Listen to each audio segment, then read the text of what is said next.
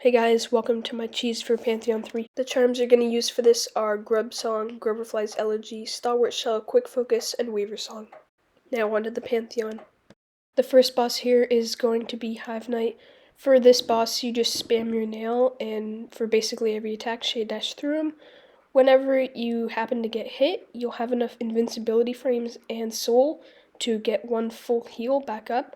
And you can just stand there heal tanking and taking hits and healing while your Weaverlings kill him if you want. This is extremely inefficient, however, so try to get a bunch of hits in. Next up is Elder Hugh. This boss only has 2 attacks, so he's very easy. All you have to do is, with his first attack, this one, just shade dash out of the way at the last minute, and for his more common attack, you simply shade dash right as all of the yellow bullets come down so that you never get hit. If you do get hit, just heal back up. Now onto the Collector. This is probably the hardest boss in the entire Pantheon, for me at least. I find it very helpful to immediately kill all the creatures he summons, especially the primal aspids, as I find no matter which way I try to dodge, they always hit me. And with this one, it can easily turn into a healing slog fight. However, Vengeful Spirit is extremely helpful as it covers the entire arena, and if you have it to its upgraded Shade Soul form, this fight is actually quite easy. Now we're on to the God Tamer fight. This fight is pretty easy if you know what to do. For this fight, you're going to want to dodge the Tamer's one attack, while mainly focusing on dealing damage to the beast. The beast has a couple attacks, but if you stay far away and at full health, then you can simply hit it with Groverfly's Elegy and try to stay out of its big hitbox as you heal back up. Unfortunately, it does target you while it's doing its roll attack, so hopefully just try to get into a good rhythm, and when you kill the beast, the Tamer will also die. Now we're on to Grimm. So at the start of this battle, you're going to want to immediately run away so the Weaverlings don't hit Grimm. If they do hit him, he'll go into a pufferfish attack extremely quickly as his first attack. For this fight, you're simply going to want to just dodge and learn Grimm's rhythm. If you can't learn his rhythm, that's also fine, because whenever you get hit, you can just heal. And you can just sit there getting hit and healing and totally cheese the fight with one button if you want. Now you're on to a Hot Spring Bench and Lifeblood room. I'm going to assume you don't have Lifeblood and not use it myself.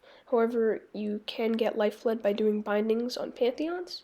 Don't change your charm loadout, you can use this one for the rest of the Pantheon. Now you're on to Galien. For him, you're going to want to use a bunch of Abyss Shrieks or Howling Wraiths if you haven't upgraded it. Galien is actually pretty easy because you actually control where his big scythe is going by walking. So say if I walk a lot to one direction, and like if I don't turn around at all, it's going to go a little too far towards that one direction, and it's not going to hit me if I turn around at the last second. If you experiment with it a bit, you'll realize you can control his scythe, and with a bit of practice, he's not too hard. Now we're on to Uumuu, the hardest boss in this Pantheon. At the very start, go to this platform and you can get a Dream Nail in, which is really nice. For this boss, he has 3 attacks. He can either call the jellyfish, do a short attack, which is this, or a long attack, which is where he summons electricity to chase you. You're going to want to try to get the jellyfish to float inside Uumuu, and then use a Shade Soul to immediately make their explosion damage him, and then see if you can hit him with an Abyss Shriek. For the long attack, just Crystal Heart stall down the wall like I'm doing here. It's pretty easy. Try not to let your Weaverlings hit the jellyfish, because that's not good and you're just gonna have them probably hit you and possibly triple or quadruple hit you into the poison. Now we have Hornet Sentinel. For our purposes, the exact same difficulty as Hornet Protector. Now you've beat that boss, right? Awesome, well you can beat this too. Basically, if you get hit, heal back up and spam your nail. That's it. Now there's a little room here. You can use this for a bit of healing if you want and chat with Godseeker a bit. And now we have, you guessed it, Sly. For Sly, you're going to want to just heal tank an absolute ton and get out of his way and Groverfly's Elegy. For the first phase here, every time you see a nail art, that's your only thing that could actually kill you. So simply dash into him. Even if you're dashing into his hitbox and taking a damage, it's better than taking 2 damage, and then you can just heal back up. For his second phase, he's going to dash around a bit and then do a spin attack.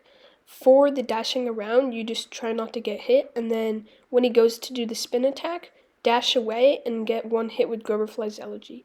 You can take a couple hits here if you want, because you can heal up during his dashing around, and all in all, getting heals here is very easy. That's it. Thanks for watching. Hope you enjoyed the video, and please subscribe. Thank you.